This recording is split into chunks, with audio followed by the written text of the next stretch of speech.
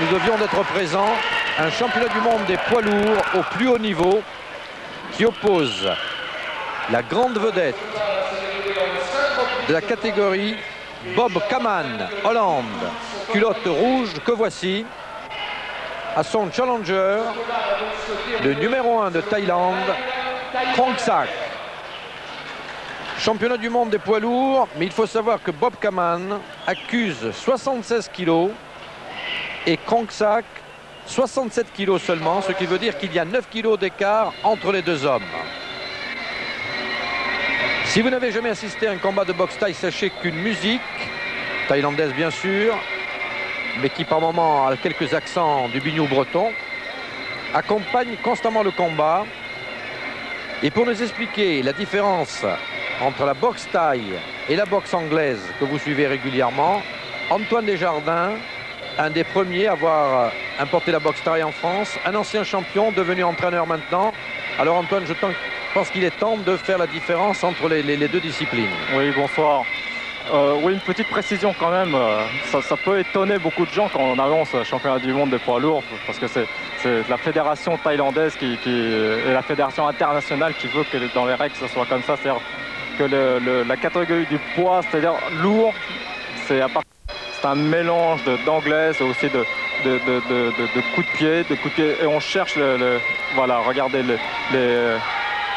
les gestes effectués par Krongsak. Voilà, tout un rituel pour envoyer mauvais esprits, chasser les mauvais esprits vers le camp de son adversaire. Alors, les coups de pied, vous voyez qu'il n'y a pas de protection aux jambes, c'est-à-dire les coups de pied sont portés avec le tibia, très souvent avec le tibia. Donc l'entraînement est effectué beaucoup sur le travail de jambes. Voilà, Monsieur Couider, qui est un ancien champion de France, un champion d'Europe, donne les dernières recommandations aux deux hommes pour bien rétablir les règles à suivre. Et nous assistons donc à ce championnat du monde entre le tenant du titre, Bob Kaman, à droite, hollandais, contre son challenger officiel, numéro 1 en Thaïlande, Krongsak. Je vous ai dit qu'il y a 9 kilos d'écart entre les deux hommes, ceci a son importance. L'école européenne, la meilleure d'ailleurs, l'école hollandaise, et l'école originelle, bien entendu, la thaïlandaise. Voilà, Robbie Kaman qui a quand même une grande réputation, même en Thaïlande, vous savez. Pourtant, c'est le pays de la boxe thaïlandaise. Alors, vous ai-je précisé que les combats de boxe thaï ont lieu en 5 reprises. En 5 reprises, tellement les forts et violents, et vous en avez immédiatement un aperçu. Et il y a entre les reprises 1 minute 30 de repos. Non pas 1 minute comme en boxe anglaise, mais 1 minute 30 pour permettre aux pugilistes de récupérer de leurs efforts.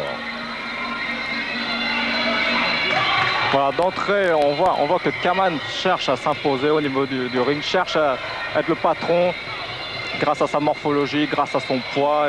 Et on peut dire que c'est un homme que je connais bien, qui est très puissant, un super athlète et très complet en plus. Alors, première curiosité, un championnat du monde de boxe thaï en France, à Paris, la salle Japy. Deuxième curiosité que vous ne verrez jamais dans la boxe anglaise, un écart de 9 kilos entre les deux hommes, et ça c'est intéressant aussi. Voilà, l'écart, il faut bien le préciser. Alors, donc l'écart, pour essayer de combler cet écart au niveau du poids, à l'avantage du Hollandais, on a autorisé les coups de coude au visage à Krongsak, c'est-à-dire au Thaï. Voilà, pour essayer de remonter un petit peu son handicap au niveau du poids. Il faut préciser que les Thaïlandais sont beaucoup plus à l'aise avec le travail des coups de coude et des coups de genoux pratiqués en Thaïlande.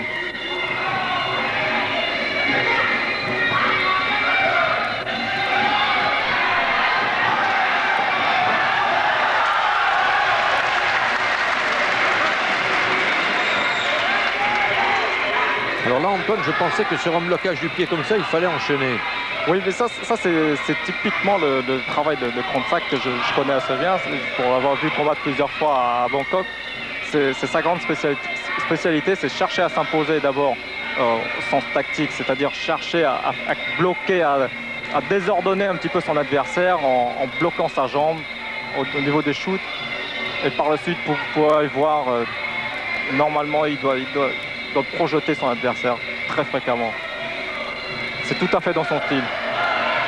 Ah oui, là, une série, je pense qu'il a...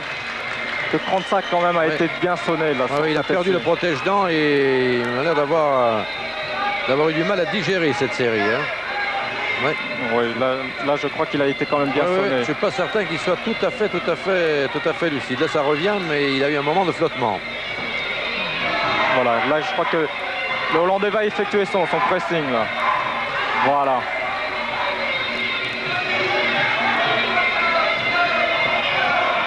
Une très bonne assise au niveau de l'anglaise. Voilà, toute la puissance et tout l'avantage du poids qui...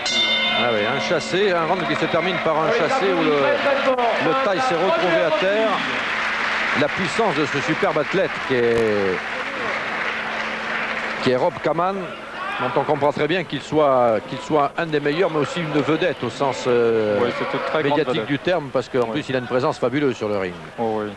Une présence physique et technique qui lui permet de s'imposer d'une façon toujours très spectaculaire au niveau européen. D'ailleurs, je pense qu'il a fait complètement le vide au niveau européen. C'est pour ça que maintenant il est obligé de rechercher des combats soit aux États-Unis ou soit contre des Thaïlandais.